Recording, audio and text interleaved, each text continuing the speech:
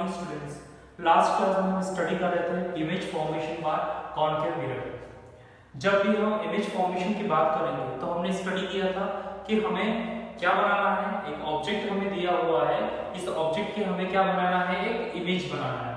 अब वो जो इमेज है उस इमेज के फॉर्मेशन के लिए एटलीस्ट हमें कितनी रेस की जरूरत होती है, 2 रेस की जरूरत होती है, जो हमारे ऑब्जेक्ट से निकलती है और रिफ्लेक्ट कहां पे होती है, हमारे कॉनकेव मिरर में। तो हमने एक और बार डिस्कस की थी क्या कि जो हमारा ऑब्जेक्ट होता है वो बहुत सारे पॉइंट्स से मिलकर बनता है ना, तो उसमें ये इंडिविजुअल पॉइंट भी एज ए ऑब्जेक्ट वर्क करते हैं। ये भी किस तरीके से कार्य करते हैं, एक ऑब्जेक्ट के तरीके से वर्क करते हैं। तो जनरली हमने हमारा ऑब्जेक्ट डिनोट किया है अभी ए बी, हमने हमारे ऑब्जेक्ट को क्या लिखा है ए बी, और जो हमारा मिरर है कॉनकेव मिरर उसे हम क्या नाम देते हैं एम एम। यहाँ पर हमने इन्हें इनका क्या किया है, इन्हें लेबल किया है। अब हम जान चुके हैं कि हमें इमेज बनाने के एटलीस्ट 2 रेस की जरूरत होती है जो रिफ्लेक्ट होकर मीट करती है या कहें एक दूसरे को इंटरसेक्ट करती है, और उस इंटरसेक्टिंग पॉइंट से ही प्रिंसिपल एक्सिस तक की जो लेंथ है वो हमारा क्या होता है, इमेज होता है। अभी तक हमने 3 इमेजेस देख चुके हैं, है ना। हमने क्या किया था, हमारे ऑब्जेक्ट को डिफरेंट पोजीशन पे रखा था। सबसे पहले हमने हमारा जो ऑब्जेक्ट है उसे कहां रखा, इंफिनिटी पे रखा। सबसे पहले हमने देखा कि यदि एक ऑब्जेक्ट कहां रखा है, इंफिनिटी पे रखा है, और वो किसके इन फ्रंट ऑफ है, किसके सामने है, कॉनकेव मिरर के, तो उसकी इमेज कैसी बनेगी। तो हमने देखा था कि उसकी जो इमेज है वो काफी क्या बनती है, पॉइंट से बनती है।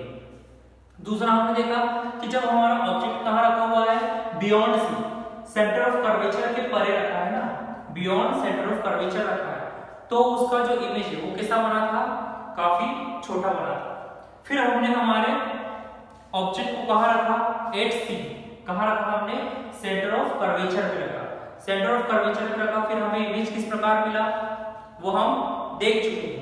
आज हम हमारे 3 नेक्स्ट कंडीशंस और देख रहे हैं।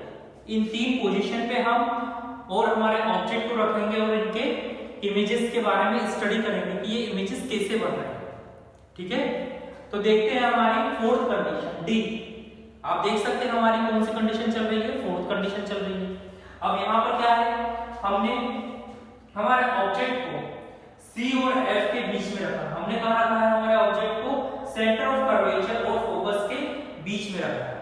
दिख रहा है आपको, जब हम हमारे ऑब्जेक्ट को सेंटर ऑफ कर्वेचर और फोकस के बीच में रखते हैं तो हमें इमेज कैसे मिलता है। देखिए सबसे पहले ये AB से एक रे चलेगी, कहां चलेगी, इस AB से हमारे प्रिंसिपल एक्सिस के पैरेलल एक रे चलेगी।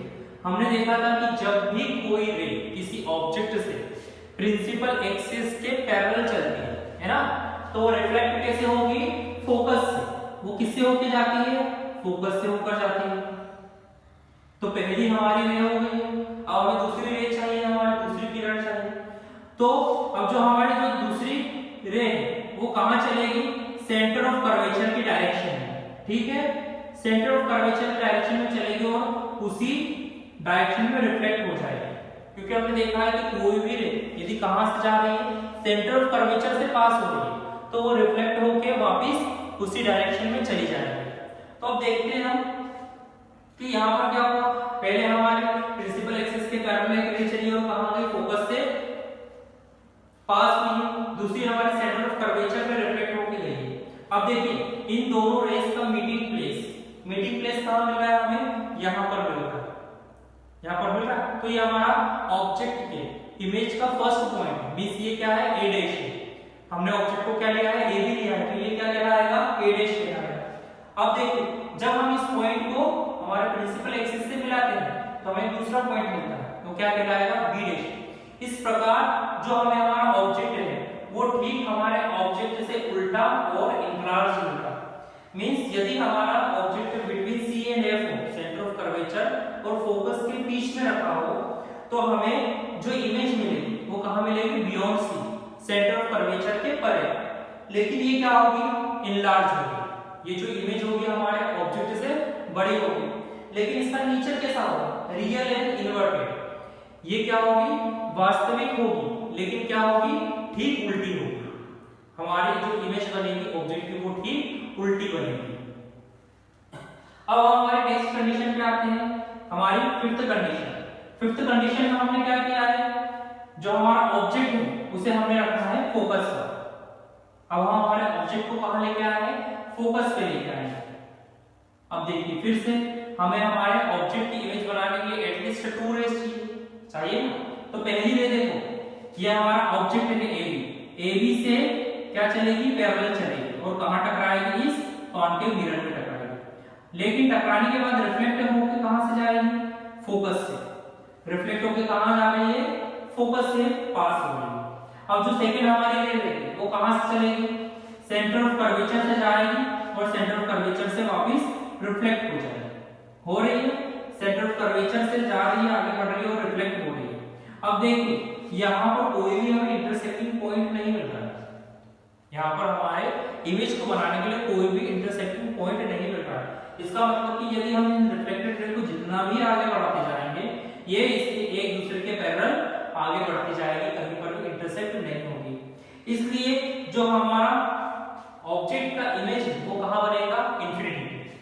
कहां बनेगा, इंफिनिटी पे। और ये काफी हाईली इनलार्ज रहेगा, ये काफी बड़ा होगा, हमारे ऑब्जेक्ट से काफी बड़ा होगा। लेकिन ये क्या होगा, रियल एंड इन्वर्टेड। ये क्या होगा, रियल एंड इन्वर्टेड। ये क्या होगा, रियल होगा लेकिन ठीक हमारे ऑब्जेक्ट से उल्टा होगा। कैसा बनेगा, उल्टा बनेगा। अब हमारे देखते हैं लास्ट कंडीशन, हमारी सिक्स्थ कंडीशन देखते हैं। अब हमारे ऑब्जेक्ट को हम कहां रख सकते हैं, अब देखिए हमारे ऑब्जेक्ट को हम एक लास्ट पॉइंट पे रख सकते हैं, कहां पर, फोकस और पोल के बीच में। कहां रख सकते हैं, फोकस और पोल के बीच में। अब देखिए हमने हमारा जो ऑब्जेक्ट ए कहां रखा है, फोकस और पोल के बीच में रख दिया यहां पर।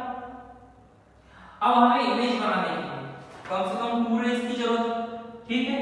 तो एक रे हमारी चल रही है पॉइंट ए से चली है, ठीक है, और ये रिफ्लेक्ट हो गई। अब ये हमारी जो पहली रे है कैसे चली है, ऑब्लिकली। जब भी कोई रे ऑब्लिकली आती है मिरर पे तो रिफ्लेक्ट कैसी होती है, ऑब्लिकली, है ना।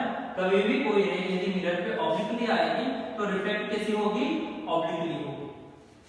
मींस यहां पर जो एंगल बनेगा, जो भी एंगल बनेगा वो रिफ्लेक्टेड एंगल के सेम होगा।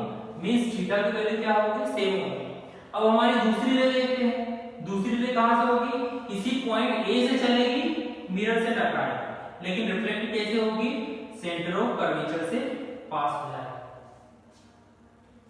हो गई, पास हो गई।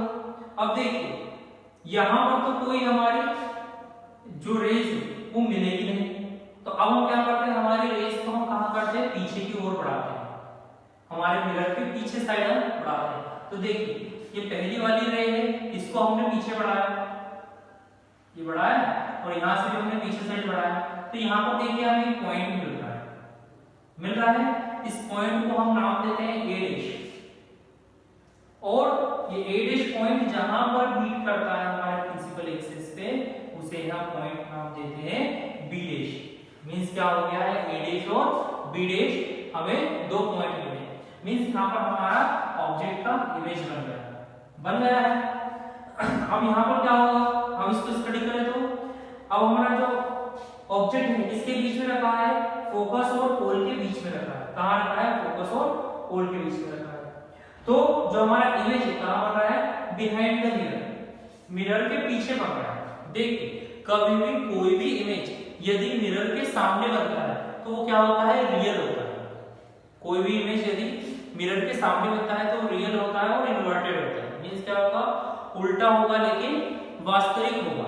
लेकिन अभी क्या होगा, इस कंडीशन में हमारा बिहाइंड द मिरर बन रहा है, मिरर के पीछे बन रहा है। तो ये जो हमारा इमेज होगा ऑब्जेक्ट का वो क्या होगा, इनलार्ज होगा। देखो हमने इन रेज को पीछे बढ़ाया और एक पॉइंट पे मिल रहा है। यहाँ पर आप देख सकते हैं हमारा क्या था, ऑब्जेक्ट फोकस और प्रिंसिपल एक्सिस के बीच में रखा है, पोल के बीच में रखा है, दिख रहा है यहाँ पर। लेकिन यहाँ से इसका साइज कितना बड़ा होगा, मींस जो हमारा ऑब्जेक्ट का इमेज है वो इनलार्ज हो गया।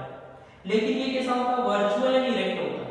ये कैसा होता है, वर्चुअल होता है, मींस आभासी होता है।